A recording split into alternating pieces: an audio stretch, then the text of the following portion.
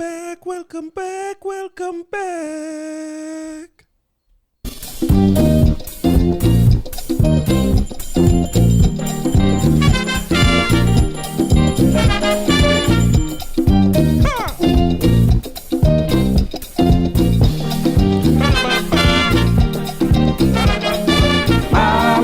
Mommy, I want to go back to school.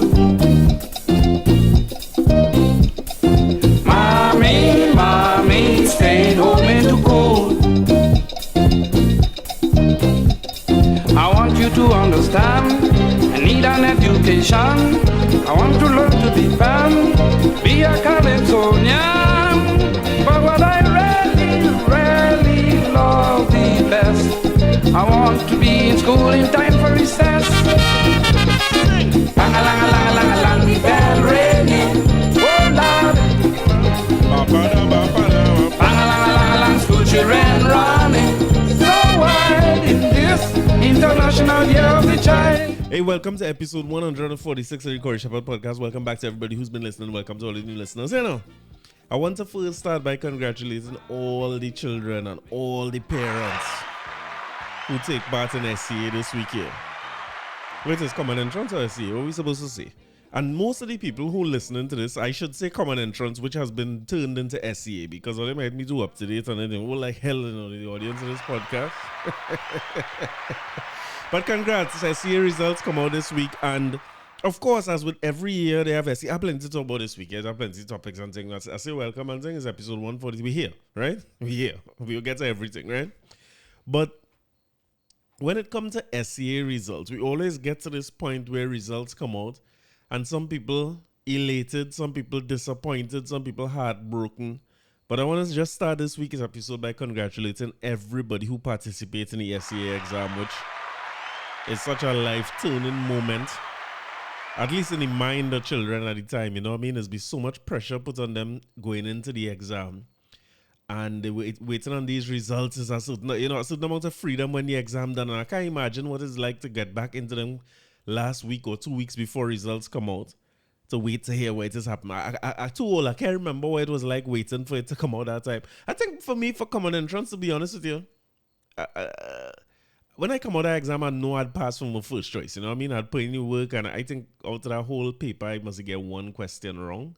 So I was pretty sure I passed from my first choice before then. But the nerves will start to bubble up in you just before the results come out again, because you know how people go mark you. Your fate is in somebody else's hands at that point in time, right? And sometimes I wonder if it is the children. Is it we, the adults, putting each other under too much pressure? Or is it we who under pressure and assuming that each other under a lot of pressure? You know what I mean? Because I started here really because of a call I heard on Blaze and Miles this morning after the results come out. Their next show after the results came out. Happy 4th of July to everybody, right? If you didn't wondering why I didn't have a podcast on Tuesday, it's the 4th of July. And from now on, we're celebrating all global holidays. No matter which part of a holiday in the world, and holidays, right? So a guy calling, and of course, again, a lot of calls congratulating the children they passed for their first choice. Many of the parents called and congratulated the children without saying which choice they passed for and all that, which that might make life a little easier, you know what I mean? A less pressure on people, or at least the public pressure, or the shame, if you want to call it that, of saying your child passed for this school or that school or whatever it might be.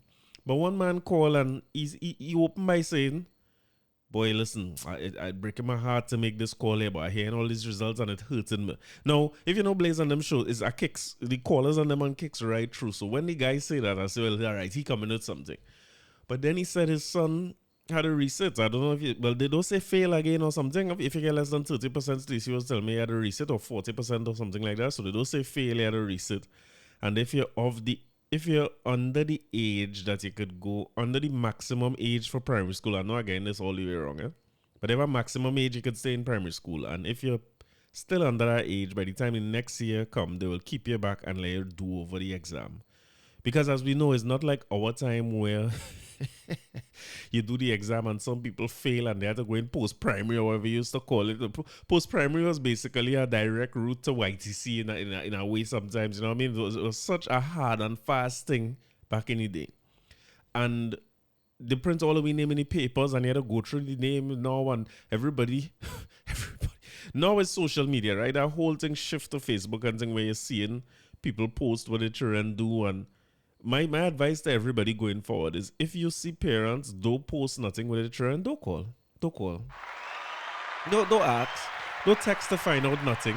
Just allow that. Leave that. Let people process their own results in their own way. Let people have their own moments, whether you're ecstatic or you're depressed with the result. Let them have their little moment for themselves first before it become a public thing. But I used to be worried about that common entrance list print out in the Guardian and all the names small, and then you go through and see your name and see neighbor's name and who passed for where, and your mother ain't like the neighbor, so she glad this one fail and all these kind of things. We come from area Lackery and Kankarang, you know.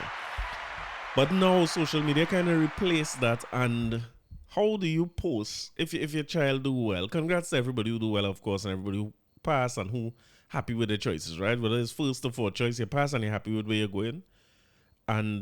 But how do you deal with it when your child didn't get picked? You know what I mean? You had to go back down.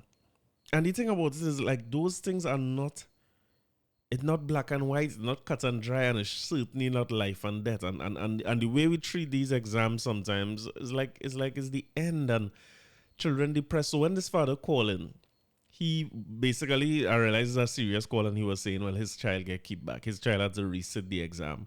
And he feeling that way now because he hearing all these people celebrating and parents celebrating and stuff. And he said the child was sad and depressed and crying all the time and can't get over it. And nobody don't want to see that for children, you know what I mean? But I feel like it's an important lesson. To learn the lesson early in life, you might be better off learning them kind of lessons.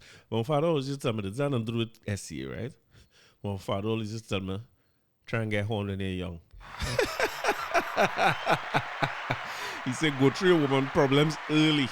He said, because if you wait too late, you're going to walking through tongue with one hand on your head, one on your bottom. You see them walking through tongue, right? Like, you ever listen to Selwyn with his slipper? Maybe I will play that before this episode done. This episode, the Calypso in this episode, by the way, is heavy hitters, eh? When I watch the lineup for this is classics all the way through this episode. So if you love Calypso, stay tuned. This is classics all the way down to the end. But yeah, I want to send an encouraging word to the children who might have had to resit and to tell them congratulations and their parents congratulations as well, because it's in these moments when you're faced with these kind of hardships and these kind of pivotal points in your life. These are the kind of things that is define where you're headed. Not that it will be a road to YTC like I try to say. Is a point at which you could make a choice to work harder at what you're going to do, find a different path, or accept that you might have shortcomings in some areas and look for the areas where you have strengths and work at them. Take inspiration from a lot of people who might not have had what we like to call education. Sometimes our definition of education in the Caribbean and Trinidad is so narrow sometimes, you know what I mean? Education is much, much broader than a primary school education. I try to tell Stacey this, when she's doing with Zachary there, you know what I mean? I think of when last you asked somebody who's successful what primary school they went, what secondary school they passed for, how they do in SE. Not saying that those things one don't affect the other, but there's so many different definitions of success, so many different routes to a successful life or to self-actualizing. And I know the words could fall on deaf ears, right? Because it's hard to explain this to a 11-year-old. Your perspective on life just so small, and so much pressure was put on the exam, external pressure that is, which would have probably transferred to internal pressure as well, that you seeing this as failure being a point, but neither success nor failure is no point. Both of them is just two sides of the same coin. It's the same journey. Success and failure is just a mirror image of one another as far as I'm concerned. And you had to figure out as fast as possible in life how to deal with both. And the fact that you're facing something that they want to call failure as a juncture in your life at 11 is great. But talking to them about this is hard. My message is more to the parents, because that parent, in the midst of trying to console his child, he say, boy, I fail him too. I will fail him, boy. I have him in this position right now. So next year, I'm going to work with him closer and pick him up closer and thing. And he used a weird kind of analogy, right? He said, little Calbert and Planas never kill nobody. I'm trying to tell this child. Now, I don't know if it means he was Planas in child. I don't think that is what he meant, right? I think what he was meaning is that when life hits you some hard blows and thing, you could go again.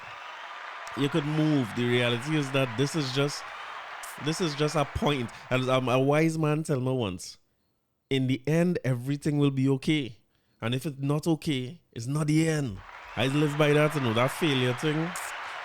I mean, so for the parents who might be going through something like this or disappointed in the school the child passed for, disappointed in the fact that the child had to resit, and for parents like him especially who might be blaming themselves or just wanting to, what you gonna tell your child when everybody around them celebrating but them sad? Is these moments is make like every good book I read, some of the best books I read, like especially autobiographies. I'll tell you a few, right? You see Kevin Hart's autobiography, or is it autobiography? Like when you write about yourself? Kevin Hart's one is one of the best I read. Tiffany Haddish. There have a few of them who, when you hear these stories and the kind of things that they went through to be able to get to where they are, Viola Davis one. Kevin Hart and Tiffany Haddish, of course, very funny. But you see Viola Davis' book, she, when you watch them thing and where she is now as one of the best and highest paid black actors they have, it's amazing where she come from. Just the opening couple paragraphs alone could put you in tears what she went through in terms of abject poverty and hunger and just personal hygiene. All those things were challenges for her initially. But the most interesting stories come from people who went through issues and face failure and figure out a way and do it again and try again and come through again. You know what I mean? Those are the stories that we will remember for much, much longer. I read an interesting statistic this week. I think I was listening to it on this will be Conspiracy or Goodness podcast. I was listening to it on, might be an unreleased episode, but what the guy was saying is that the number one determining factor for individual wealth is the wealth of your parents. So, if you, in other words, if your parents and them had money, you're more like you usually one who end up having money and making more money in life and them kind of thing. The man say, boy, listen, all this talk about work hard and invest and buy real estate and all these nice things. Not that you shouldn't do it, though. We mustn't forget that these people who we hold in high esteem and have them lauded as the most successful people in the world, a lot of it had to do with the position they were placed in life. When you're faced with something like this and you don't know where to go and you have to call the radio station to say how hurt you're feeling and how you can't console your child and you want to work a little harder to get the child there, I don't feel you're in the right place already and you're ripe to be able to face this and come out on the better side of this. So salute again and congratulations to all the children who went through SEA. Now, I'll tell you already, there's only heavy hitters in this episode. And I want to dedicate this one especially to the children or the children and the parents of the children who might be feeling that disappointment and all that in this moment. Just remember that this is one of the greatest opportunities ever presented to you. Heavy hitters this week.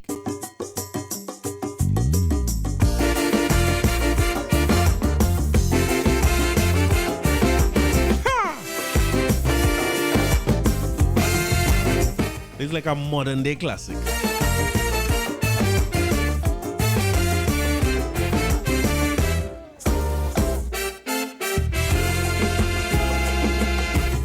One thing in life that you must avoid, guaranteed to drive you paranoid. Negative people.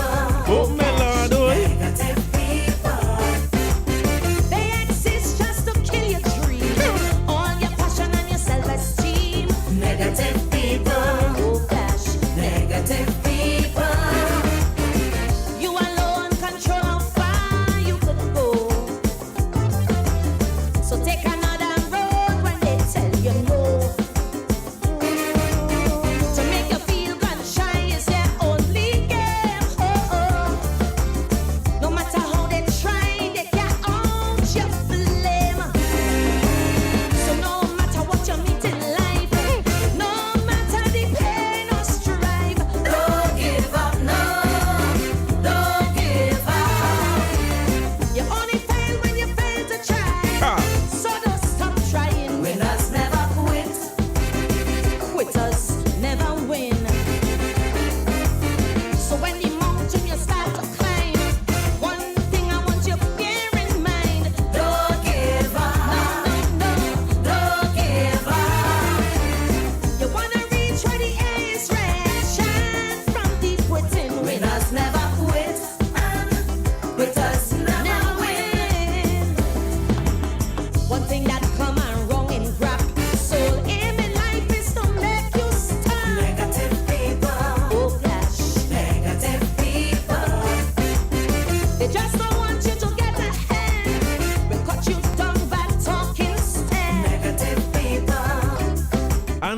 mind people.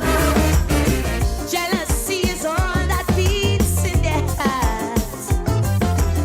Instead of lifting up, they just tear apart. Never motivate, never mentor one youth. Pure hate is all that they contribute.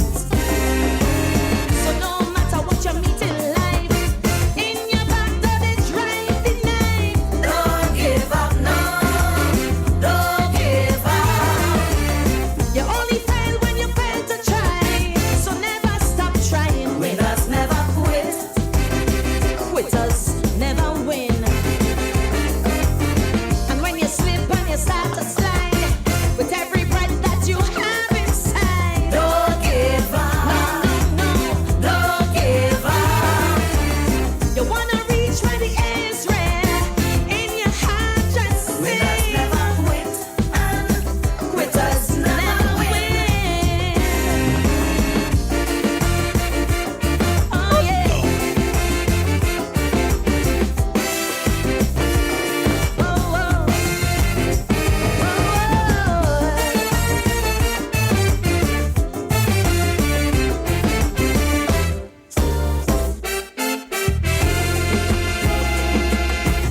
I see them smirking all day long with the peacock and the movie long. Negative people. Oh gosh. Bad mind people. How I dress, how I comb my hair. What's the price of the clothes I wear? Negative people. Negative people. Great minds discuss ideas I learn from small. Small minds discuss people all day, that's all. So when they come all day and they disrespect, they just exposing the size of their intellect. Tell them, you could this, you could jump in me, hit me with your negativity. I won't give up, no, won't give up. You only fail when you fail to try, so don't be down scrolling. Winners never quit, quitters never win. So when you feel that you reach the brink, when the man tries swim or sink, don't give up, no, don't give up. I wanna reach where the air is red, so once my heart beats, winners never quit, and quitters never win. Long ago when I start to sing, in my ears all I kept hearing was negative people. Oh gosh, negative people. And even though I earned my place, behind some of them smiling face. Negative people. Oh gosh, negative people. Just to reach the top, my back they would stab. Trying to pull me down like them barrel crab.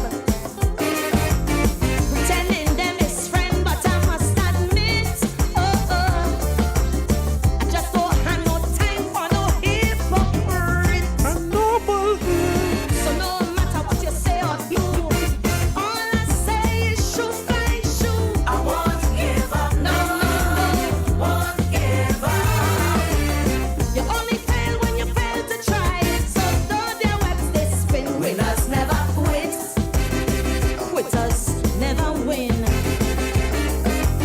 So no matter all the talk they talk, champions rise when haters walk. Don't give up, don't give up. No matter how they pull me down, I only keep rising. Winners never quit, and quitters never win. Voice of the great Caricom. I tell you, it's a heavy hitters kind of episode. Every now and again, you find some song where nobody know and lose them, but this is about heavy hitters today. So salute again to all the children who participate in SCA. Congrats to those who going on to your schools. Congrats to you who don't like the school you're going to. Go and make the best of it. And congrats to you all who get next opportunity at this. There was a little girl in the school, Zachary, going who resit the exam, didn't get through last year, and then she passed for her first choice this year. So let me don't forget these things, right? Where we going next? Well, I want to finish the topic with Kevon. Because Kevon funeral was this week. Kevon, aka Maureen, aka River Witch, aka Yank Boss, aka again Sluggy. How much different name you have? Finally put to rest over the capacity last week. Again, condolences to his family, particularly his mother and all his followers and friends and fans and so on. But I can tell you, the they say live by the gun, die by the gun. Sorry for the pun, right? But if you live a bacchanalish life, you're bound to have a bacchanal and because have bacchanal involved. It's like everyone on several lives saying he want to burn, he don't want to bury, because he want nobody pull it toe. You have spiritual Baptists too, but then Baptists decide he's the bury. Kevon get $90,000. That name my hearse, where it's called that horse and carriage and thing. You know what I mean? What it old? It's starting to reach old when you're watching you're going funeral and you say, oh God, look good in the caskets. You know what I mean? That when it's start reaching old age. But the thing about it is just a couple of things I want to say about this, right? I mean, rest in peace to him again. But the commenters on the live for his funeral, the commenters had to come and I want to say, like, make a spectacle of themselves, even in the live, anything. People come there to say, I just want to make sure he's dead. I want to see he dead for sure, I mean, show me the body so we could see the Satan for the last time. These was the kind of comments inside the thing. And this was talking about last week, I can't vex with nobody if your enemy dead and you say, boy, spits on your grave. But oh God, we could ease back to, some of them things you could keep in your mind. You ain't bound to carry that far. But most importantly, this man entertain people, including myself, for many, many months, years. I don't know how long he been doing it, but I would have come across him a couple of years ago.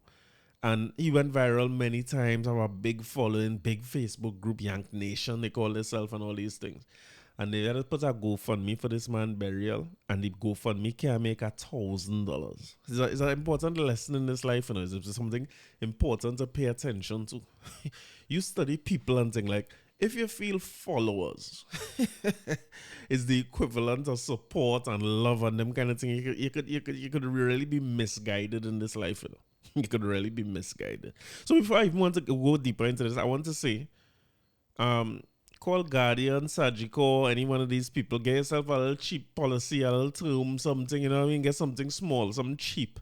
Don't let nobody have a headache and go into debt when you go on and they had to borrow money to bury you or go to GoFundMe and things, because nobody ain't going to help you. When you're dead or like me, so we'll come and talk about it and then contribute a cent.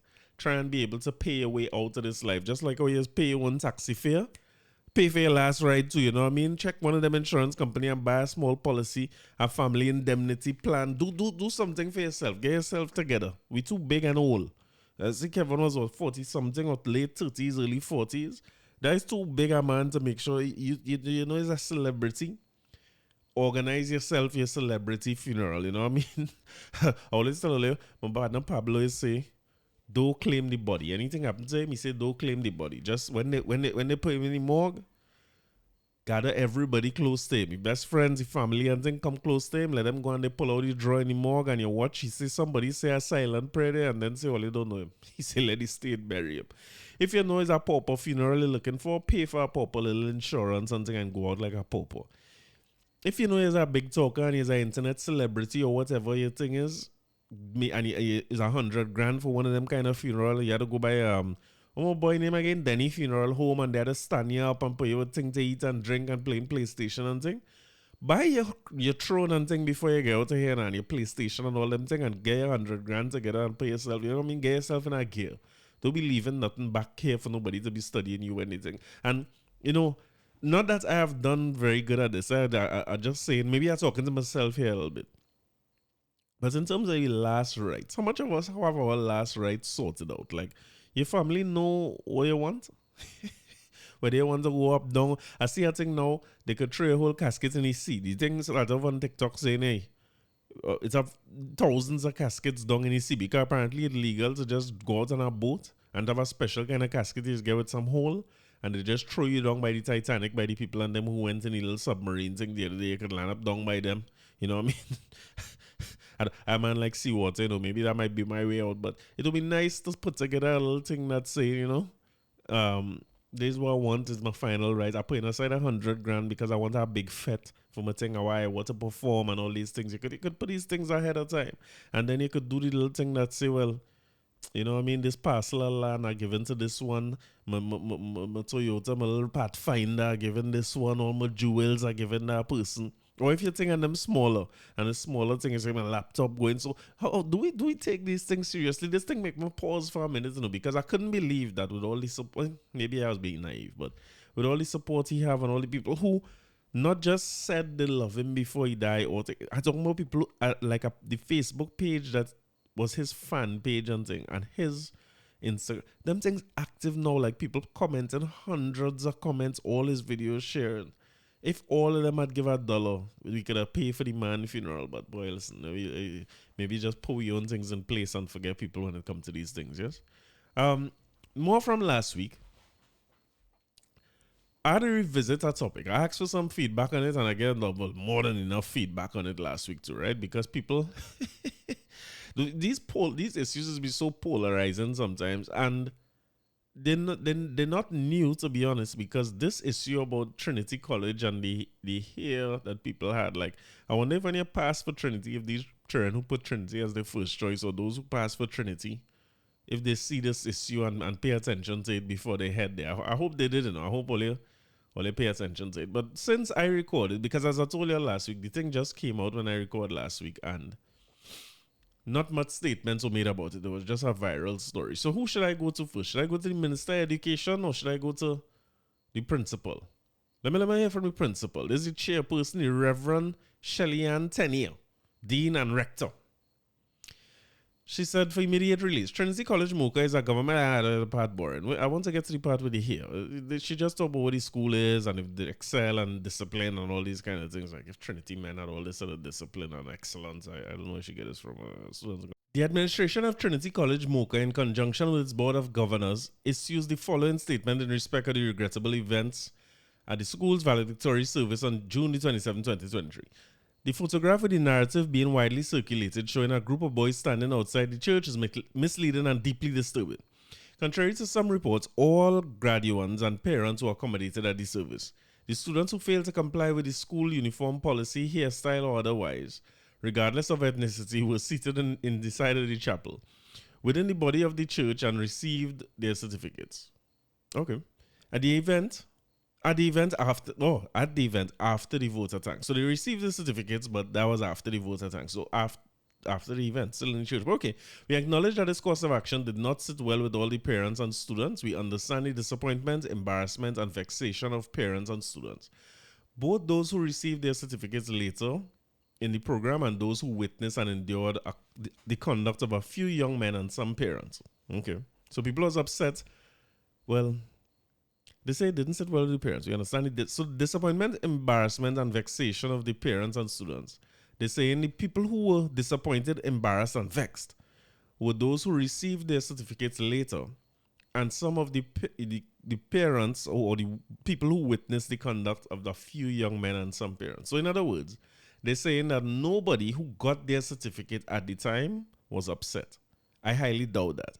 Because if I was a parent there and my son got a certificate and the partner and them didn't get through, I would be like, well, where's that one? The boys here and thing. But we'll get to that. We'll get to my stance on it in a little bit. The valedictory service is an annual act of worship held at an Anglican church. After months of regular email notices and reminders in assemblies about the various aspects of the uniform policy, and in the weekly notices of the 11th, 18th, they say they tell them already, and they come and they do in violation of the dress code, and they would not be able to process with their peers or graduate with their peers. So in other words, it was said already, it's a hell of a long statement. And well, this would have been not part of her statement, but y'all would have seen by now the images of the boys who were not allowed to graduate, right? So if you didn't see it yet, I'll describe here, right? Some of them have some cane row, some of them have some Sprewell, some are some Iversons. One here have a Swanee. One of them looking like what's the man name of the blue hair from Simpsons? One of them looking like he. So one of them have a kid and play. A man have a big afro here. So while it says all ethnicities and so on, I guess the backlash at the time would be African, because there's plenty African you see in here, although everybody back to it, but there's a lot of the hairstyles that the young Africans seem to like these days. Afro Trinidadian, I could say that, seem to like these days. But the school came out and make their statement. I want to hear from the Minister of Education as well. What the minister's statement? The minister say something to it. From the Guardian, Darius Polo. Gatsby Dolly promises consultation and conversation on subjectivity of male hairstyles. Education Minister Dr. Nyan Gatsby Dolly has responded to reports that she described as regrettable and unfortunate regarding male students who were meant to graduate from Trinity College in Mocha being prevented from crossing the stage. It's a struggle again there, right? The boys wore their hair in cane rows or in an afro, which was said to be against the dress code for the event. Guardian Media understands that a verbal confrontation between parents and faculty. Guardian Media understands that after a verbal confrontation between parents and faculty, the boys were allowed to walk sometime after their schoolmates who adhered to the rules. Without taking sides, Gatsby Dolly addressed the matter in a Facebook post, which she acknowledged that she received and reviewed reports from various perspectives. She said that from what she gleaned from the events, from what she gleaned from those reports was that there was indeed a breach of the rules. From the accounts, this quoted now, from the accounts received, the rules of the school relevant to the dress code for the graduation ceremony were reiterated to both students and parents. Therefore, it seems clear that those who did not conform were or should have been aware of their breach. She is also quoted as saying, however, the question of suitability of the graduation ceremony as a forum to enforce the rules of a school from which students were actively graduating is a valid one, she continued. I like Nyan Gatsby Dolly already. I like measured approaches to things. I like when you take a I like this. Regardless of one's emotional and visceral response to this issue, it is a fact that societal order depends on rule keeping. And that is a critical facet of the education in schools. That is a critical facet of the education schools are meant to impart. Clearly, I didn't go to school because reading is a challenge. No matter how nonconformist one's outlook, we all follow rules in some way or another. I wonder if she's running for Prime Minister. PNM have back my vote again. I like this. I could vote PNM. She running for the local government election by chance. She goes on to say, therefore, the practice of adherence to school rules is important. And where there are divergent views, dialogue rather than open confrontation should be encouraged, especially in a school setting. I like this a lot. Gatsby Dolly further noted that she intends to act on the matter as she announced plans to initiate conversations surrounding the removal of subjectivity regarding school hairstyles. She said that decisions arising out of these talks will be implemented in the upcoming academic year. Yet another critical conversation arises out of these circumstances, which speaks to the standardization of rules and removal of subjectivity, which surrounds school hairstyles, especially for male students. The time for this conversation in Trinidad and Tobago has come, and decisions will be taken for implementation of the upcoming academic year based on the Ministry of Education's discussion with our valued stakeholders. Nyan Gatsby Dolly, salute you. I like you. I like your statement. Plenty to unpack in this statement, though, right? Let me start at the end. Let me begin with the end there. The time had to review these things has not come in Trinidad and Tobago. The time for this conversation, it come back around. This is not the first time. How old is Nyan Gatsby Dolly? I wonder if she's a little young girl, you know what I mean? We're starting to reach the age now where the politicians is at least our age, and just now they will be all younger than we, you know. What's your age? Because you sounding like you ain't wrong long. They don't tell you the politician the age online now. Usually when they Google celebrity ages come up one time. But I don't know if people will remember the issue with the girl with the hijab and sags who was going to St. Augustine girls and they didn't want to learn with hijab. This hairstyle thing has been around for a long time. It is not gender specific. It has been with girls and with boys. This is going on for some time. Gratefully, it's come back up now. Just like I was saying with having to resit SEA, these things are opportunities. These conversations are important. Listening to all sides of the conversation is critical. Hence the reason I was asking for feedback last week, because I saw people on social media, and this is the reason I don't like posting things on social media, because people have a tendency to make an assumption about what you post and what your stance is, or how strong your stance is, or how committed you are, or am I going to hold on to this thing and try to battle this when it might just be your initial thoughts or something that you find funny or something like that. So I prefer podcasts because I could talk for long to distill an issue. I don't have no host, I'm no co-host, so I had to argue both sides of our argument a lot of the times. And that's where I am on this issue as well. So salute to everybody who gave me some feedback. But I know I talked to my boy Al last week. And his basic stance was that the principle is right. I hope again you're right here, Al, but the principle is right and rules are rules. And this idea of follow the rules or not follow the rules is as simple as that. And I don't know if I agree with that necessarily, because as the principal of the school, there are many, many rules that are broken every day. I can guarantee anybody who is for the hard and fast implementation of the rule that those were not the only rules broken on that day, the hairstyles that is. And other children who broke other rules would have also been allowed to graduate. So while rules are rules, and that's a true statement, and everything Nan Gatsby Dolly said, I don't think I could agree with that statement more. I like the way she put it together too. I feel like this is something I would have write if I had to respond to a contentious issue. Very measured, addressing both sides, saying that she needs time, she will take it into consideration, and you know what I mean? Not going too far overboard. I like the way she put this together.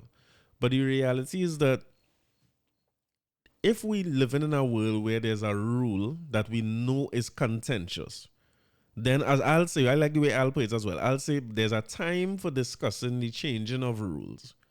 But the time for discussing the changing of rules is not the time when it's being enforced. I find that to be true as well. So the reality is that if I, for instance, going into a public sector office and I have on a short pants, and I know that is the rule and I know they will not let me in, I'm wasting time and energy and my nervous system and my stress level going and get racked just to go there and make a whole quarrel and a scene and this and that and media come and all those things, are wasting time, when in fact it's just the MTS or whoever the person is there, it's just their job to enforce the rule, and they should enforce the rule if that's the thing. But the reality is that I remember getting an injury a year and something ago, right? Going into the border inland revenue with a short pants because I have on a boot, right? This time I come in the short pants. I say cool. I went back the next day, I put on a long pants with the boot. And they tell me I cannot go into BIR because my toes exposed in the walking boot. Now, anybody who in that situation who charged with enforcing rules must realize that this rule is ridiculous. And while we understand the purpose of the rule and the spirit of the rule, there are clearly exceptions for everything. Because if your friend had come in and walking boot with the toes out, you was letting them in. So there's a few different things happening here. The guard at the office at BIR might not have the authority to make a change to a rule or a judgment call. They should, but they may not have the authority to make a judgment call on a person who come up. And they might take a chance for their friend, but if they know me from nowhere, they ain't taking that chance for me. And what's again if my attitude porn, I want to quarrel and make a scene like some of these parents, the principal or the whatever they call her, saying that the parents make a scene, which would have probably made it worse, right? If it is the MTS person don't have the ability to be flexible on the rule, certainly the principal of school, or whatever they call her, what they call her, the exchequer, whatever the hell she is, she sounds like she have a high enough position in the school to make a judgment call on this. When the students came, the lady name is the very Reverend Dr. Sheila, what's her name? Shelly Anthony tonight. The Dean and Rector. That is a lot. The very Reverend Dr. Shelly Anthony, Dean and Rector. There's a lot. With all them set a title to your name, you must have the authority to say, okay, this is the rule.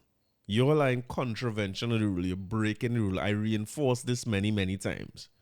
What is the outcome of me enforcing this rule today with a bunch of boys who graduate, and what do I do? And my thing is this. In a situation like this, if I am the principal, I am making what we call concession, acceding. I don't know what's the right word, but I am making a judgment call on that day. Because my first thing is that I have an obligation to the students. I have rules and things to follow, but I have an obligation to these students. I also have an obligation to their parents. I have an obligation to the other students and all the other parents. I have an obligation to society. Several stakeholders at play here. I am going to make a judgment call on the rule that day, as people do all the time with every single rule. All the rules are rules people fully well know that it don't have nowhere in the world, including the military, that is run by every single rule that written down on paper. The rules, them rules as guidelines. When times change or circumstances change or the environment change, rules is flex every single moment or every single day. If you don't find that is true, I want you to go back, you and your wife, sit down with all your marriage contract, whichever religion you go by, what the rules are of the marriage, and enforce them thing every day. Any relationship you run in by the rule book or by the contract is going to come to an end. The only time we revisit all the rules is when it's time for separation. Separation time. Anytime. It could be an employment contract. There's no employer who come into you every day with your job description and all the contents in your contract and all the rules you're supposed to follow. They come to you every lost day, you go and look for next work somewhere else. So I, as the very Reverend Corey Shepherd, Dean and Rector, would make a judgment call at that moment. Because I understand what that would be. I understand the spirit of the rule and what's the purpose of it. I understand why some rules might be unfair to some ethnicities, some religions. I might see the bigger picture. But I also understand that there may be social media blowback to this thing. And I don't want the day of these children that's supposed to be their day, who's supposed to graduate on these things. I don't want it to be marred by this. Although they are wrong. The children wrong and the parents more wrong. But I will make a judgment call on that day. Now, I'm not saying that I'm going to let them walk with everybody else and I'm going to give them the certificate and I'm going to close one eye and pray. It's a plenty of rules where I close in one eye. I done blind in one eye already. It's a plenty of rules where I close in one eye. This may not be one of them because with that obligation that I have to these children, I must let them know that there are consequences to their actions. And if you're 14, 15, or whatever age it is, 16, 17, and your parents slack, you had to start to learn from then, if not earlier, that your parents not responsible for your decisions. You're responsible for your decisions. And both my mother and my father always used to tell me this. When you're doing your thing, they cannot be there. They cannot take the consequences for you. They can't take the licks. They can't take the detention. They can't take the lockup or whatever the thing is. You have to face that yourself. So my obligation to the children would have been that I would find a way to give them the certificate, let it happen, let it go through, and find a way to discipline them otherwise, to show them the error of their ways, and forget their parents and all that sort of senior parents, of course. Now, it take me a week, right? And I ain't come up with nothing, to be honest with you, because I'm feeling like if anything I do but let them walk, them parents would make a scene, and that speaks to the discipline of the parents themselves, you know what I mean? Because I can tell you this. Let me reverse the thing. Let me reverse this. Forget me being the principal. Because my stance is that if I am the principal, I'm finding a way to not turn that into a whole scene.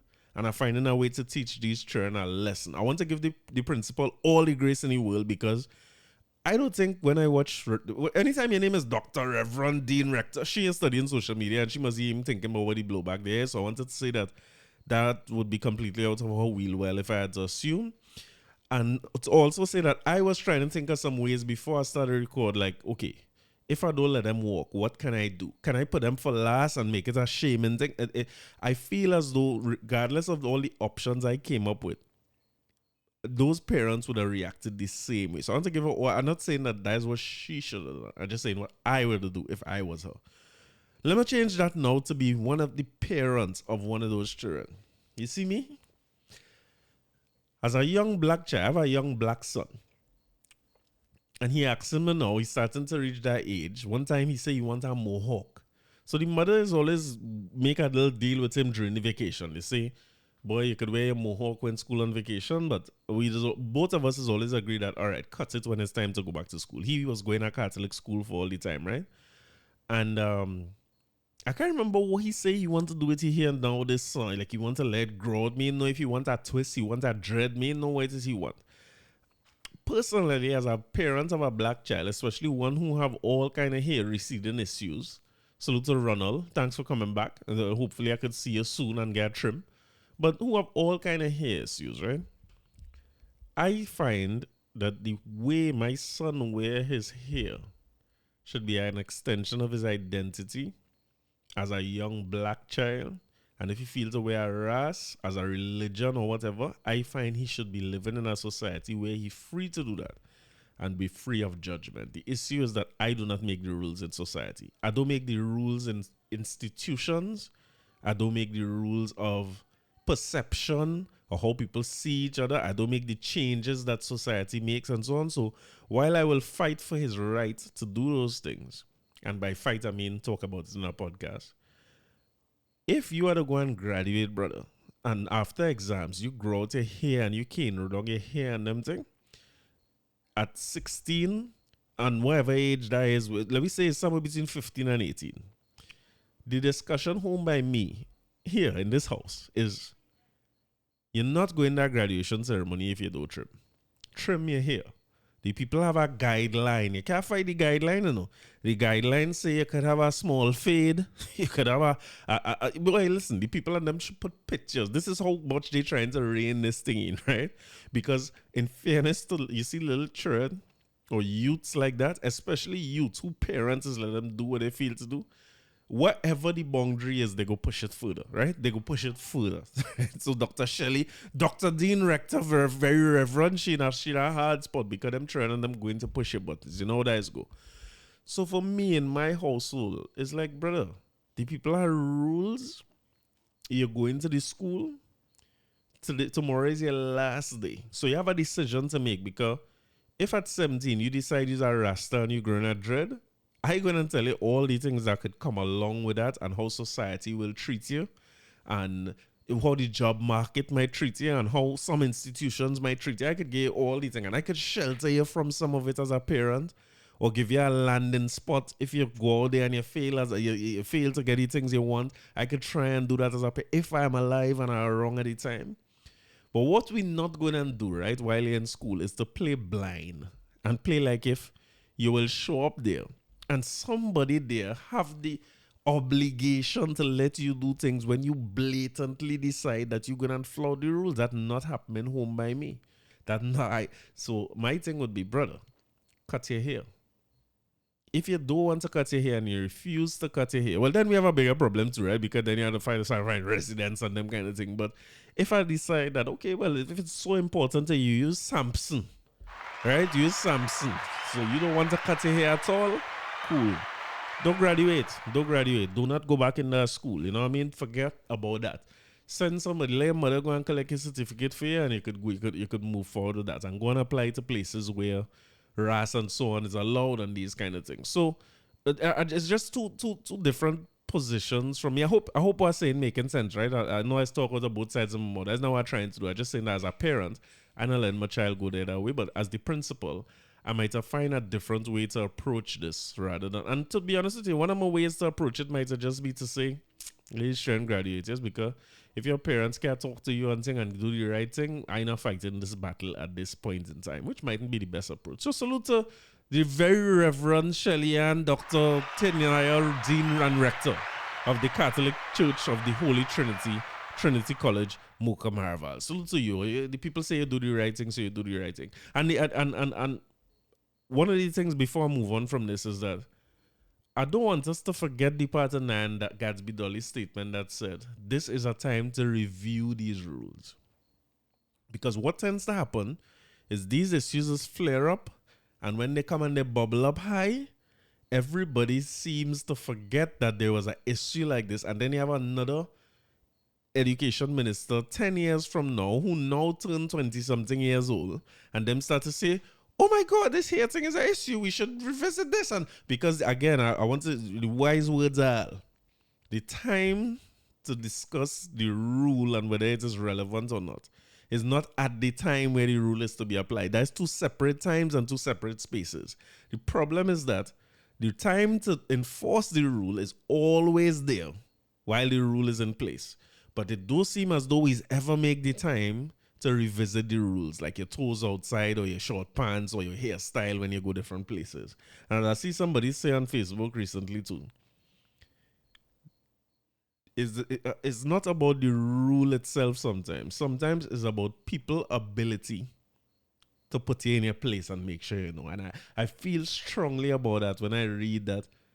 Go and read up the history of the Anglican Church, right? And see where it is the Anglican Church and them kind of thing. I get frightened immediately when people come from certain church. It's telling a story about the way you see your world and the way you see Kano, Afro, Mohawk, all them kind of things. Your vision about these things could never be a surprise to me at that point in time. So salute to everybody involved. I hope it. Should I just? I'm moving on, right? I know I'm talking about this for long, but I had to tell you this. Just before you, because TT Newsday. As the controversy over hairstyles continues to rage, MP Keith Scotland says his hairstyle came from choice after 50 years. He was responding to a comment made by Roots founder Mitma Solwasi, who said, I admire your hairstyle. There are 4 exits here and you should take none. In other words, she's saying, we're happy here. I just want to say that no matter when we discuss the rule and we get Dr. Reverend Sheila and Tanaya, Dean and Rector and all these people, everybody get a committee. Get the Roots founder, yeah. What the man named David Mohammed? Get everybody from every ethnicity and every religious group come together and sing. But let me just agree that whatever it is Scotland went there, that ban. Right? That ban. I don't want that not allowed nowhere. You know what I mean? But salute to everybody. I hope everybody do good. Hey, what's going on now? It's 50 years worth of Caricom, you know.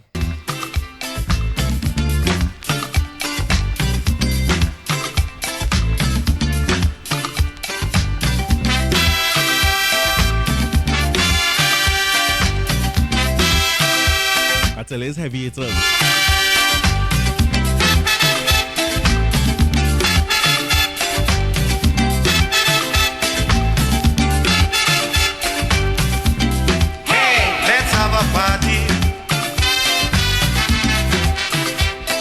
Caribbean party, the entire region together in one big splashdown fiesta.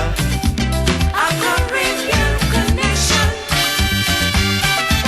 a regional vibration. I say we jamming to the songs of the Caribbean, we grooving to calypso and steel band.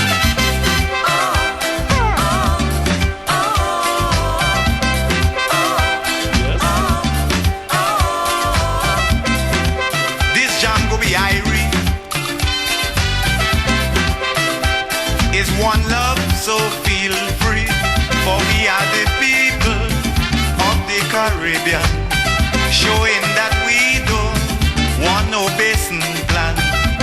A Caribbean connection, a regional vibration. I say we jamming to the songs of the Caribbean, we grooving to calypso and steel band.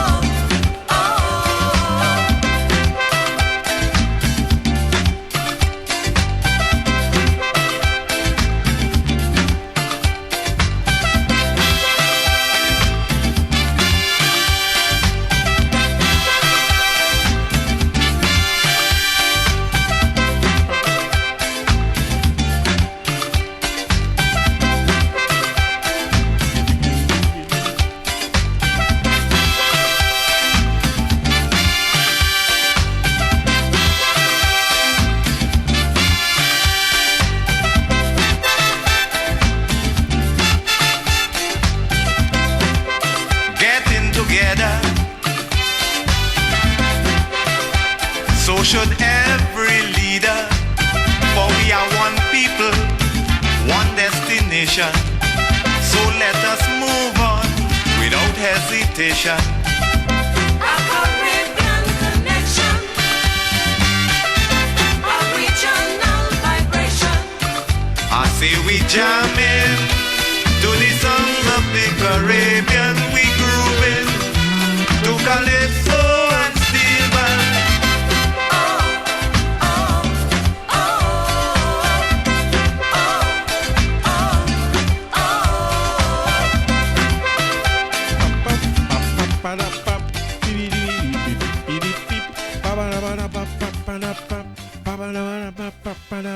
50 years from Carifta all the way to Caricom. Thing to celebrate, you know what I mean? Did I ever talk about my views on regionalization? That's too heavy for this week? Maybe it is. This is that, you know, I like that song a lot from Merchant, right? All listen to that Merchant song, right? Merchant basically document exactly what we do. Like we come together and have a party, the entire region together, a big jam down fiesta. Plenty time when we are Caricom thing. I'm sorry to say, but that was a song like, you know, it was song like a whole lot going on, but a lot of whining and dining and them kind of thing. But we here, we had 50 years. I want you to know that while the 4th of July, salute all the 4th of July people in the States, but did you all know that all throughout the Caribbean, the 4th of July was a holiday, except here? Because, like, we have so much a holiday. We have so much a holiday, like the shame in the eye in Trinidad here. They say, boy, now we can't make no holiday here. But the celebrations being held in Trinidad and Tobago, at least the Caribbean heads of government, CHOGAM, what they used to call it, or the CARICOM heads of government meeting, they come together and they're having a little vibes, you know what I mean? The thing is all over the place. All the leaders in the Caribbean here by now, right? And I see the fetting and whining and dining and so on. One of my favorite things to see, as always, like I told you about Wade Mark last week when they're laughing and talking. I see Rollers and the old Pandy. Rollers and the old Pandy having a laugh and a talk. It's easy to make Rowley laughing. Rowley's a man, don't like to laugh. But it looked like if anybody could do it, it's a silver fox. But I find like nobody invite the Alsing and talk. The Alsing stand up in the back. I mean, the Alsing looking like, you know when you want to hear what people saying, where you don't want to watch in the direction. So you're pointing your ears that way, trying to get closer to the... I don't understand what's going on with the Alsing. This is in a room looking like it have 100 people. What the Alsing is Rowley security. He just stand up by Rowley that he's dropping on the conversation, basically. And first, the Alsing block anyway. Ralph Gonsalves, who's what is he, St. Vincent Prime Minister, Premier President, what is call him in St. Vincent. He even get a chance. First, the Alsing block in the way. It's only when Rowley turn and thing and Gonzalez see Pandey and thing and them men hug up one another. And you know, more of the politics should look more like that to me, you know. That maybe we should just follow a Merchant saying and knock glass and enjoy yourself. Just forget all this other policy and all this other thing man is want to be doing. That all them thing might be necessary, you know. What mostly needed is just to come together and vibes, yes, and talk and knock glass and catch up with one another and these things. Like, you can't make this thing too complicated. We gotta make this life nice. Let everybody enjoy themselves. But we here.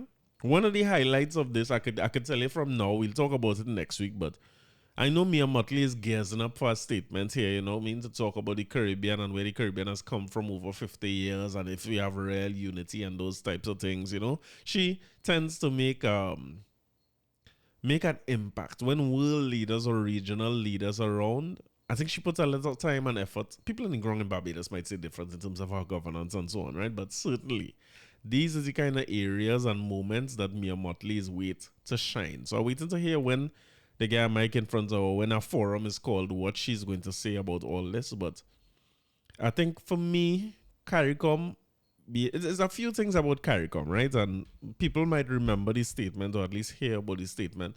1 from 10 leaves north, right? When we first started to try to come together as a region. Regionalization or what they call regional economic integration is an important concept, right? And it is doubly, if not triply important for very small territories like what we have in the Caribbean. We don't have very big countries. We have some countries that big, like Guyana, and there's about 27 people living down there. You know what I mean? I think Guyana population is about 800,000, and Trinidad could fit in there about 25 times, if so little. So when you have situations like those, right, and your internal or your domestic market so small, it is hard for you to become globally competitive. So this idea that a country could advance to first world status is an extremely difficult thing for a very small country. Go and read about Singapore, right? But they are talked about and written about so much because it's an outlier. When you have a very small country it is extremely difficult to change your economic circumstances in a big way. A lot of them would be a lot of it is done. That progress is done through natural resources, like what you would have seen in Trinidad over the years, or Jamaica over the years, or Guyana now with oil and gas, or with foreign direct investments, where you had to basically beg these foreign companies to come in. And even that is closely related to the natural resources you have, because when we had to beg people to come in, it's because we don't have the technology or the wherewithal or the know-how or the skilled labor to be able to get the bauxite or oil or gold or diamonds or natural gas out the ground ourselves. We just don't know how to do it, right? So we have to call on big multinational corporations to come in. And these multinational corporations are from places like England and the States and Australia and so on, and Brazil in the case of Guyana with the oil and with the gold and diamond mining and so on. So you tend to find that those very big multinational corporations also have their political agendas because they're closely aligned with the leadership in their country, leadership and opposition. Think of the biggest companies here. We say it in joke all the time. They line up with the government and they sponsor the government and the opposition campaigns, for instance, right? So, the bigger companies are politically aligned and protecting their own interests as they should. They kind of need to, right? So one of the ways for us to become more globally competitive is to come together and give each other access to all our markets. So instead of SM Jalil trying to come together and sell to 1.2 million people, they could sell to 7 million people, or I think it's 14 million if you count the Spanish-speaking people or whatever it is. But you create bigger markets for yourself. As a person who looking for a job, you create a bigger job market for yourself and so on. It makes sense. You know what I mean? When they come together, they tend to have a little more strength in numbers. Then we could share our resources. So instead of having this little bit of land, now we have this amount of land. And the economists say what you need is land, labor, capital, and enterprise, right? Land makes sense, right? Land is everything that coming from the land. All the flora and fauna and all them kind of things count as land, wherever inside the land, like oil and gas, all that is land. And then labor.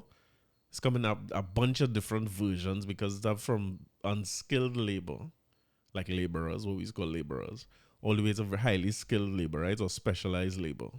And then their capital, where the money going to come from, and enterprise being ideas and so on that people could implement, right?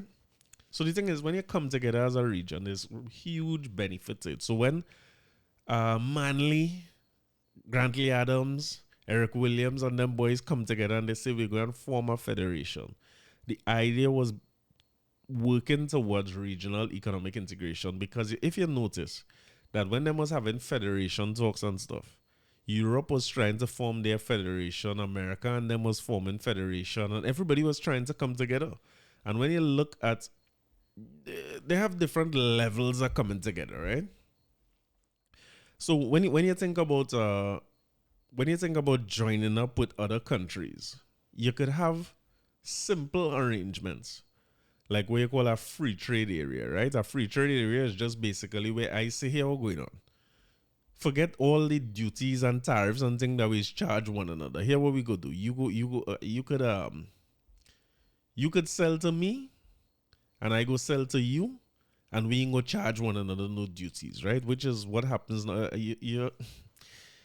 When you sell goods to Barbados or Grenada or Guyana or Suriname, I believe is part of that too, all the way up to Jamaica, there should be no tariffs, right? There should be no tariffs. So the idea behind a free trade area is free trade. Goods and services, no, right? Goods and services.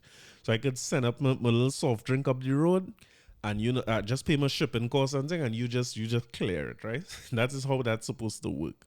And that's for everybody that is a part of the free trade area. So if you think of NAFTA is just a free trade area. I think it's between USA, Mexico, and Canada, North American free trade area. Mexico is part of NAFTA? I'll check that for me. I think it is, right? So you could go from a free trade area where, again, it's just basically free movement of goods and services throughout. Then the next step, it's at 5 levels, right? The next step is what you call a customs union. The customs union is we have free trade, but we add a united customs. So we're supposed to have a Caricom customs, and we'll have what you call a common external tariff, right? Meaning that we have one tariff policy or duties then. We have one policy for duties. So if we say electronics coming into Trinidad is 25%, then coming into Jamaica is the same 25%. We have one common one common level of duty is set for all the products you can imagine coming in. So once we inside, we're free. But if you're coming from the outside to the inside, then we charging you the same thing regardless of which island you go to. It kind of makes sense when you think about it, because if Trinidad say TV is duty free and Jamaica say TVs coming in from the States is 100% duties, one man go do is ship the thing to Trinidad, you know what I mean? We done bright already. Ship the thing to Trinidad duty free. And then we go send it to Jamaica duty free because we in a free trade area, right? So the second step is to do a customs union, which is one external tariff, one external duty level, right? And then you move to what you call a common market. In a common market, you add not just the free movement of goods and services, but you could also move money freely between country to country. So capital could move and so on, right? When you go to economic union, by the time you reach I think in a common market as well, you're supposed to be working toward free movement of labor. I hope I'm right about that. But on a common market, it's not just goods could move. You could also move your money and you could move yourself. So you find that in a common market, Jamaicans could come and work here with no hassle. Guyanese could work here. We could go there and work. Guyana, oil and gas, we could go down there and work and so on. And then economic union, this is like a class now. And economic union, we starting to work towards getting a same dollar. So it have the same things as all the other three, but we get the same dollar now, right? So example, economic union is like how them fellas had the euro over in Europe, how all them countries come together, make a region, and they're using $1 now. I mean, England still using a pound, but well, them pull out, right? So the rest of them in Europe integrated and they have $1. And then the final step is a political union where we just have one government and one, I think in an economic union you have one central bank, like the Central Bank of Europe. I know I have that wrong with that's some kind of thing they call the Central Bank of Europe. And when we go political union, you have one leader. Now, 1 from 10 leaves, I'm telling a long story here to get to 1 from 10 leaves not, right? The issue with 1 from 10 leaves not back in the day is that they couldn't really figure out who was going to be the leader of Caricom, or where Caricom at the time was CARIFTA, Caribbean Free Trade Area, right?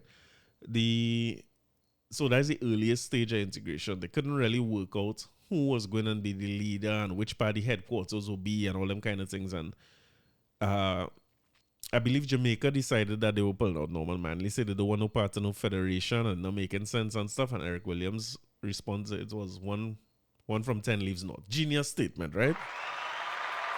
Going down in the political legend room, the Hall of Fame.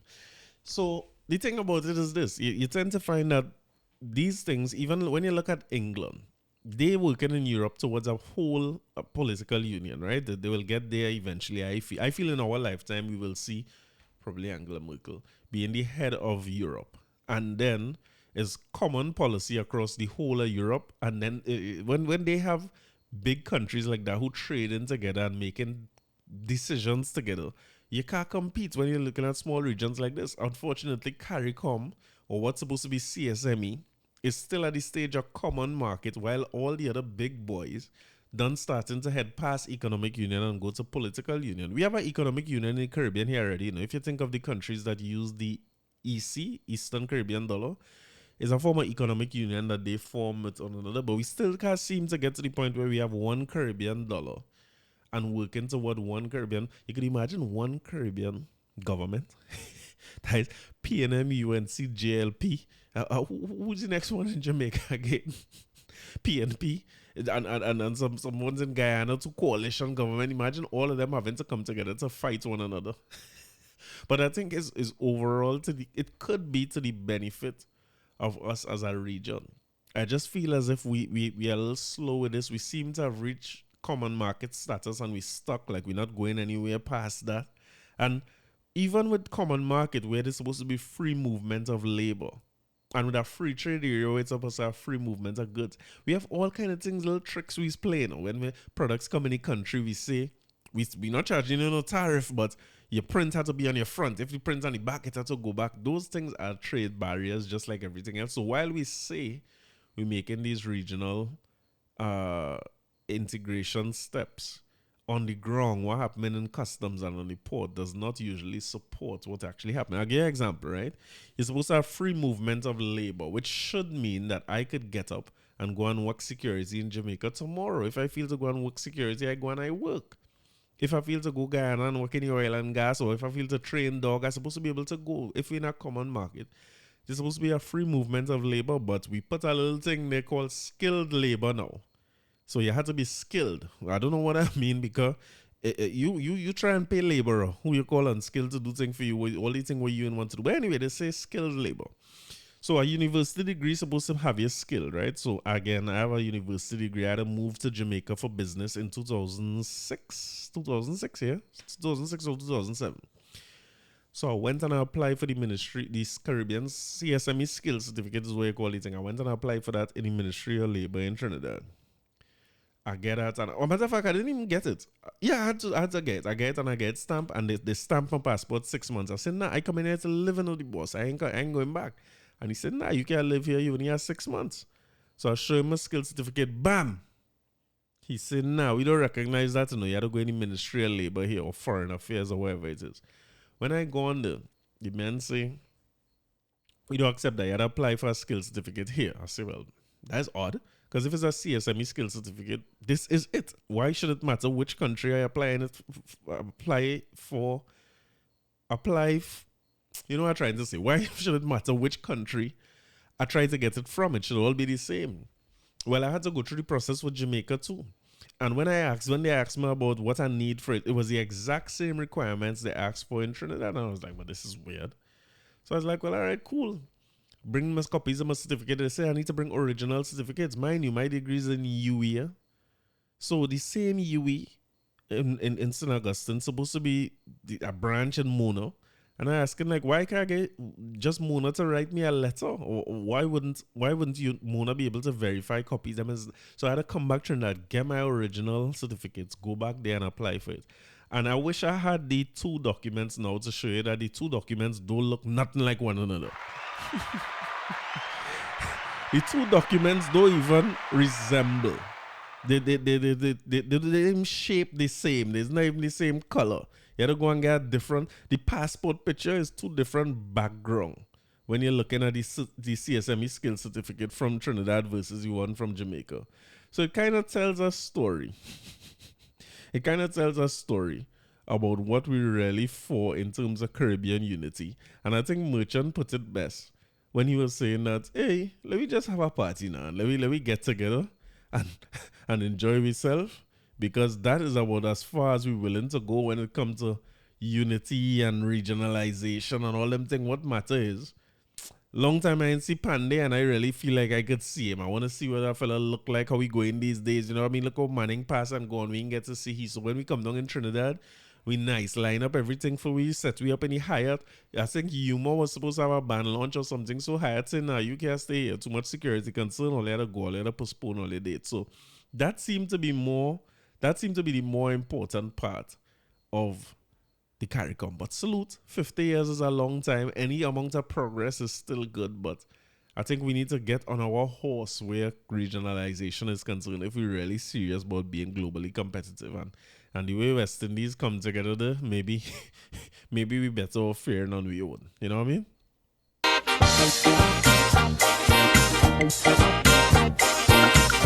No song, no summit are better than this one.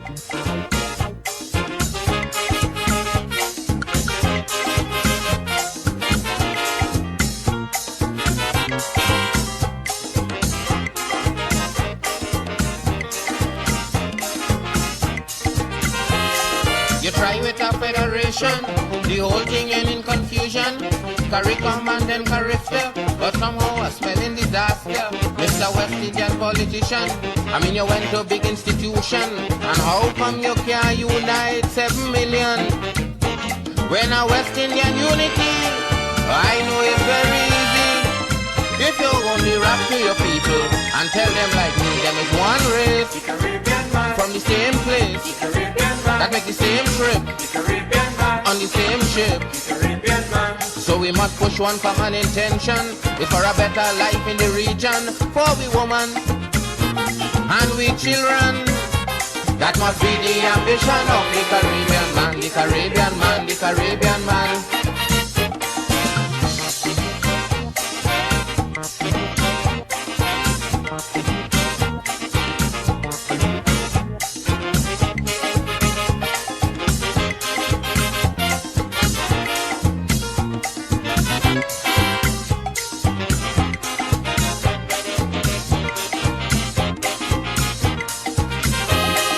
You say that the federation was imported quite from England, and you're going and form a Carifta with a true West Indian flavor.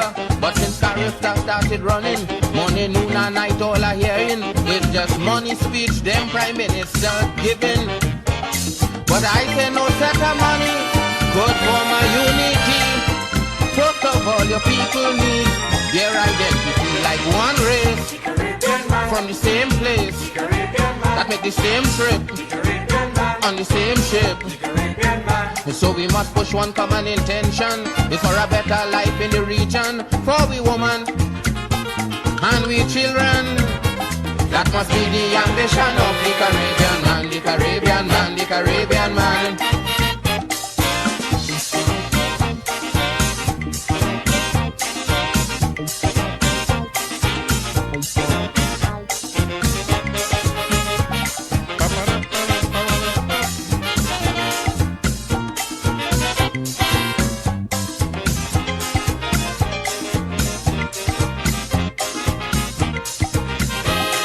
Caricom is wasting time.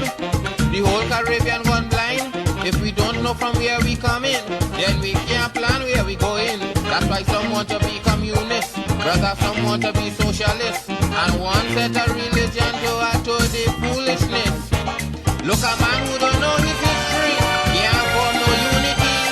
How could a man who don't know his roots form his own ideology like one race from the same place that make the same trip on the same ship? So we must push one common intention. It's for a better life in the region, for we women and we children.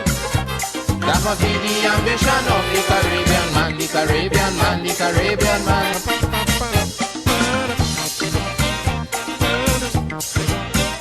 When Stalin put together this last verse, I think he had a week like this week in mind.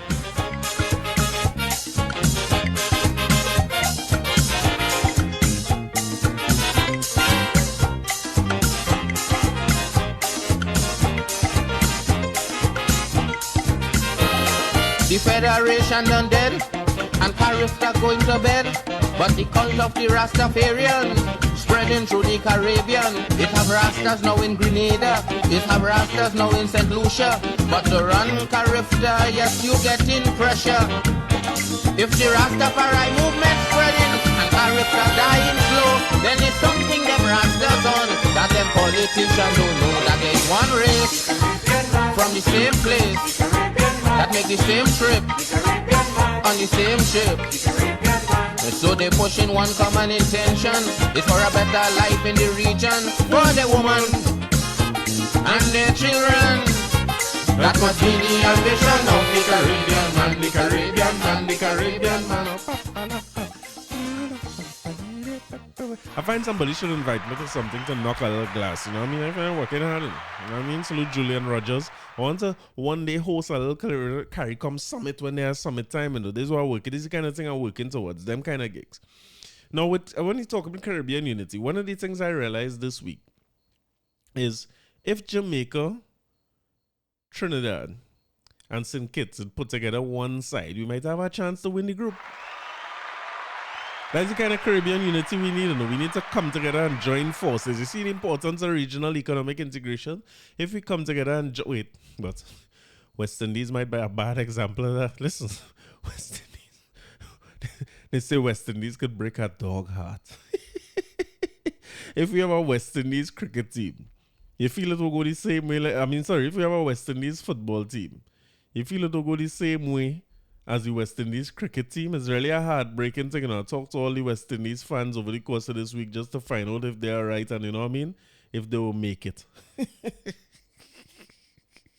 But we could all reflect on the glory days of the West Indies and see how bad it was, right? So maybe if we start regional football right now, we might be in for some glory days up front. So before I get into Angus, I hear Angus go lost he working. I hear Angus go, well, they say before he lost he work, he looking to step aside. But before I get into the discussion of our West Indies football team, I just want to go back to the glory days of West Indies where it took great players. It took the top-notch player in the world to break down a West Indies team. And not no man from Scotland who playing golf and have a day walk and thing beating the West Indies. Man from Netherlands who smoke weed whole day coming and beat West Indies. So I tell all you, this episode is heavy hitters in Calypso, right?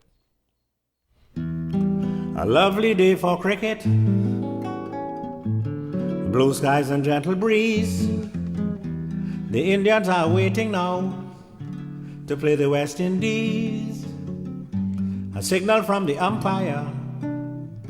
The match is going to start. The cricketers come on the field. They all look very smart. Irapali Prasana, Gigi Boy and Wadeka, Krishna Murthy and Vishnu Mankad. Them boys could well play cricket on any kind of wicket. They make the West Indies team look so bad. We was in all kind of trouble. Joey Carew pull a muscle. Clive Lloyd get about 3 run out. We was in trouble without a doubt. It was Gavaskar, the real master. Just like a wall, we couldn't out Gavaskar at all. Not at all. You know the West Indies couldn't out Gavaskar at all.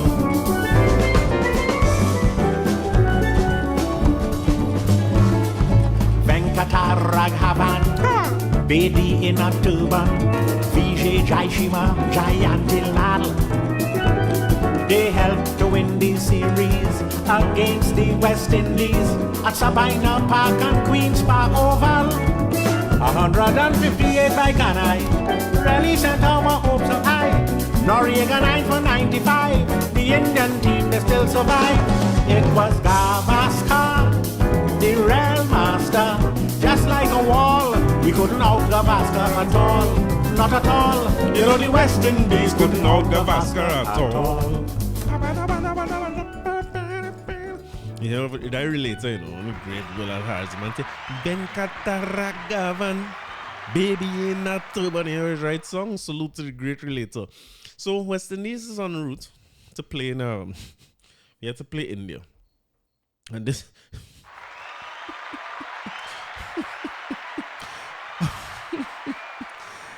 my best advice is if we had to play India coming off our losses to all kind of nondescript, non-cricketing teams, right? Maybe what we should do is try and Angus coach that side and carry Molino and them fellas on them and see if they can try the hand over on that side. Yes, Aubrey must be able to bowl a ball. You see how Bato tall there. I feel he could run in and he could throw up a few. But West Indies is coming. India is coming to the West Indies and I don't find it looking good at all. I don't know who's setting up these stores where it's still a test match, right? But we have 2 test matches to play. I think one is in Dominica or somewhere and the next one is in Trinidad. There are time where the Oval used to be full. Now, when the Oval full here to play India, you know, people go in there to back India, right? You know, Trinidad has some bad habit. People go in there to back India against West. I don't like it at all, you know. And then we have about 3 one days and 5 T20s. I figure we best bet is to just focus on the T20s, right? Focus on the T20s because I know how that will look. Anyhow, the one days, the test match and them could be just as short as 1 days. But good luck to the West Indies coming. I mean, I shouldn't even say good luck to the West Indies. Good luck to West Indies fans as we approach a week just like what the Soca Worriers had. So they'll hear what happened in the end, right? So we had a lot of high hopes for Angus. We had a lot of high hopes for the Soca Worriers. We had a lot of high hopes for qualifying for the World Cup next World Cup, but I'm very frightened now. I'm very frightened. We end up in the Gold Cup through a technicality. Nicaragua beat themselves and we beat them. Basically, we was in. As you say, you know what I mean? I celebrate that a lot. We beat up St. Kitts at 3-0, bap. I say, well, all right, we looking good, we looking sharp. We wasn't looking sharp, but we be, you know what I mean? 3-0 is 3-0. You'll stand on them try to win, man. And then we run into Jamaica. Jamaica was a complete death trap. It was 4-1. It was brutal. We never looked good. We never looked like we was in a game. We never looked like we had much chances to score. We never looked attacking. We play a lot of defenders in that game that I feel we needed to win. And then the USA come and play a B team against we. And we get 6.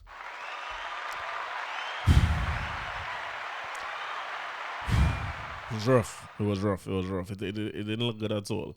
And all the things that Angus Eve do well to, I mean, uh, in fairness, as I was reading in some of Lasana articles and in all the articles, but people were saying that Angus definitely better than Dennis Lawrence and what the next one name? Terry Fenwick for sure. And what you remember we had a man named Saint Fleet. He better than all them fellas. But boy, this ain't it. It looked painful. It looked like the side they have it together. And not I always say that one of the reasons I do back West Indies is because they don't fight. And Trinidad and Tobago football seem to still have some little fight in them, but it looking like we don't have direction. Like we ain't sure what we doing. We need a striker too. We need a striker. I don't think we have enough of a threat up front. I don't know if our coach could do anything about that. But in sad news, as much as I am an Angus Eve fan and I have him down as the greatest coach of all time, it's being reported here. It says this from Lasana again in Why They Says It. Angus Eve has allegedly told players that he will not seek a renewal for his post as Trinidad and Tobago men's national senior team head coach in the wake of his team's elimination from 2023 CONCACAF Gold Cup. There's been no official statement yet from TTFA, and Eve could not be reached for comment. I would not answer neither. The 51-year-old coach's 2-year term ends with the ongoing competition.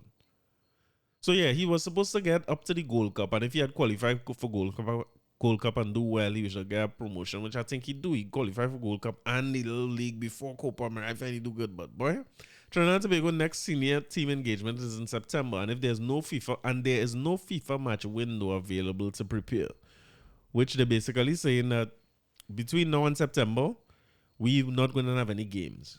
And if Eve busts out now and we get a new coach, preparation time short, you're not going to be able to get the team together.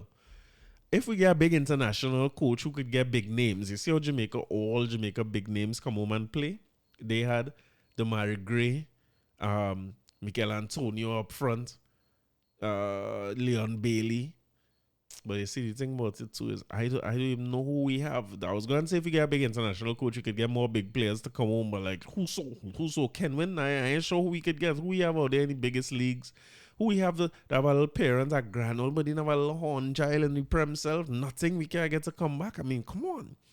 It's uncertain whether Eve, a former Club Sando and Naparima College coach, would have won a second extension to his post anyway. So they're basically saying he busting out before he get fired. And then within a couple hours of that, the Guardian is reporting that Hart set for a Soca Worriers return after TNT Gold Cup exit. This is from Nigel Simon. I put St. James boy.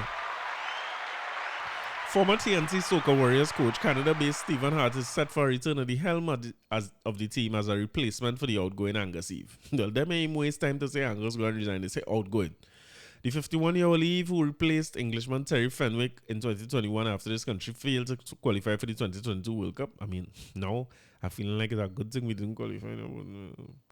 The 2021 players out against Montserrat. Yeah, so he just giving you a history based on it. But apparently the rumor now is that, and the way Kenny read this article here, it didn't sound like no rumor, like he knows something. It seems as though he went on to coach Canada, and they say he had 20 wins, 10 draws, and 15 defeats over 45 matches, and then he got ousted from that position. And he did win a court case against the TTFF at the time. That was by John Williams for $5 million. I can't remember if that would be a wrongful dismissal thing or he wasn't getting paid. We're famous for having coaches and not paying them to men it's get short pay and thing on a regular basis here. But if part of them reporting this, it had to be that some kind of offer and acceptance done happen and somehow Eve get the walking papers or he done tell them already he leaving. But the quote his sources. According to the source, the decision to appoint Hart is a possibility, while Kenwin Jones, a former national men's team captain and senior women's coach, is expected to be a member. Oh, I thought it was going to say Kenwin was going to be the coach. Okay. So Hart with Kenwin are part of the thing. So that means Eve completely out. Guardian Media also learned that Jones recently turned down the women's coaching job to join Hart. Okay, this thing advanced. According to the source, Angus Eve was a possible target for the job as a coach for the national women's team, but he's now expected to return to duties with TNT Premier League football club Tiger Tanks Club Sando. What is source saying? They're saying that he was a target for the women's team if he get fired from the men's team. But you going to do club football instead. Well, anyway, I just hope Angus land on his feet. I hope everything good with them. I think we need to continue to do this and develop more local coaches.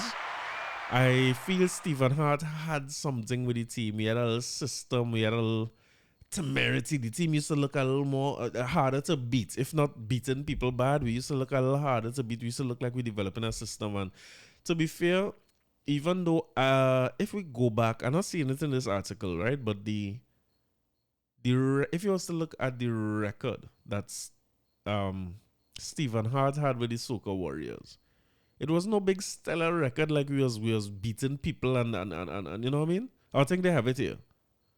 16 wins, 12 draws, and 15 defeats in 43 matches. So that not much different from what Angus was en route to do. Or, you know what I mean, some of the coaches before. He's no Lawrence or no although I ain't like we're talking about Lawrence like that. Well, Dennis Lawrence record was a little bad. And Fenwick was worse. But it's not to say that Hart had this great record, but what I used to see with Hart a little more is that the team started to look like they was gelling, like we headed somewhere, like we are hard to beat, we showing up in big games. So I welcome him back, but it feels as if he going to start back from scratch again. And my main concern, I know I should be concerned about the long-term development of football in the country and all these nice things there, but I kind of want to see we qualify for the next World Cup. I don't think we'll have a better chance than we probably never going to have a better chance with USA, Mexico, and Canada already qualified, as well as they're saying that might be the first World Cup where instead of, I think a World Cup now is 32 teams. We're going to have extra teams added, so CONCACAF might actually get 6 spaces. And I see a little bit of analysis the other day that was heartbreaking. Without USA, Mexico, and Canada in the mix, right? That means we have the teams who are from number 4 to number 10 should be the ones that is the top 6. If you take out the top 3, right? So all the way from 4 to 10 should qualify. Because we're taking the next best 6, right? You know, Trinidad is 14. If I go down in the Choga meeting now, I can point out 14 prime ministers of this country. I want to know who is these 14 people who better than Trinidad and Tobago. But boy, Stephen Hart, I hope you come back. I hope you take the work. I hope you do good. I hope Angus land on his feet. If that is the case, we go report on that next week when you see final things come out. But we have real work to do between now and then, and somebody had to be claiming their hauncher and all. They can't just not mind your child. We go like Messi could have a Trinidadian father. He don't have a kind of way looking like he from, you know what I mean? He looking from Caricom. You have a Caricom look. Somebody must have a child out there who could play football, who we could add to the mix here. Because even though you might want to blame a coach for a game, right? I just find like our players, I know what it is about. But let me come out to this episode. I want to come out here. And I really playing this last song in this episode as a reminder for myself, right? Because this episode happened to have a lot of downside. We waste down the West Indies. We talk about Trinidad and them who distraught about the SEA results and try to get them some encouraging words to bounce back. We talk about Caricom and we glad for it, but boy, the downside looking high too on the Caricom side because them first looking high when every picture you see them men looking high there. I found this on the web for a series. Alright, Siri, nobody asks you nothing. Yeah, everybody, they looking a little bit nice when they take the little sours and thing too. So I want to play this song. Again, one of the greatest calypsos ever written.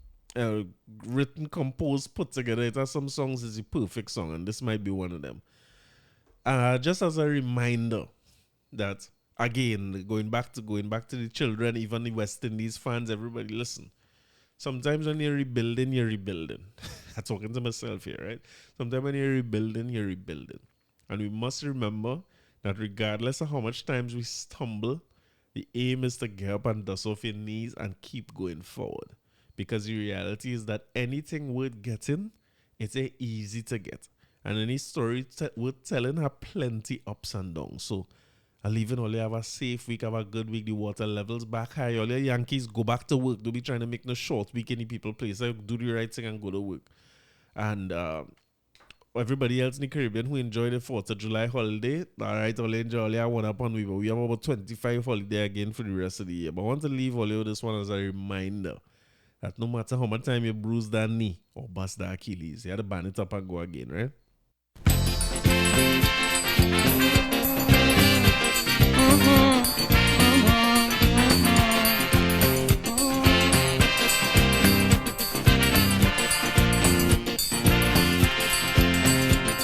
Today, when I look around in the world, what do I see? I see footprints that man have left on the sand while walking through times. I see fruits of our ambitions, figments of our imaginations, and I ask myself, when will it end? When will it end? It is plain to see, universally this land is not bountiful as it was, simply because in his quest for success, nothing stands in man's way.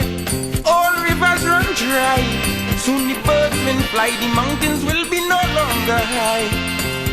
And when I really think of it, I just wonder why, oh why.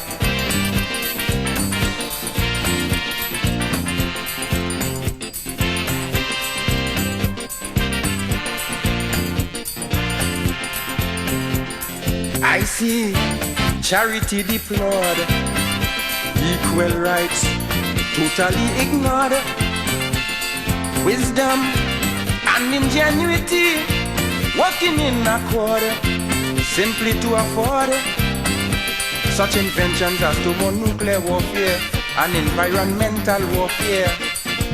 And I wonder now, where do we go from here? Prophets everywhere gaze upon the horizon and declare that judgment will come as the savage hands of unscrupulous men defile everything pass by. Time is running out as we eat and drink, species at the brink of being extinct. And I think no one can deny that the price of progress is high. Just remember that price of progress high, right? Sometimes the price of progress is a few coaches that to go through. We have to get about 25 goal. We have to out in about 6 overs. All that is the price of progress. I see consciousness as bait, as today we live recklessly. Money make egos inflate and thereby create a turbulent state. I see a struggle between the sexes, new hang-ups and old complexes. Now the question is, right in context, what shall be next? I've already seen this world have come divided between race, color, creed and class. And some of the things the scripture predict truthfully come to pass. Soil that wouldn't bear children, making children to be a part of this growing mass. And I ask, if this is progress, how long will it last?